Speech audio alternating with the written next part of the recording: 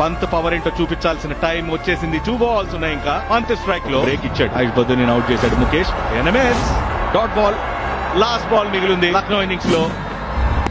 Sweet ball, fourth wicket Mukesh కి. Deadly bowling from Delhi. Happy ఉంటారు Delhi captaincy performance తో. రిషబ్ పంత్ అయితే అస్సలు హ్యాపీ లేడు. బ్యాటింగ్ లో కూడా చాలా కింద రావడం, హోల్డ్ అయిపోయాడు.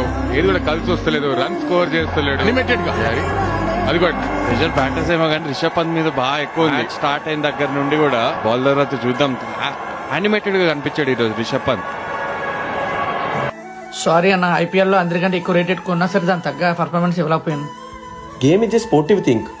Win or lose, you are my champion captain.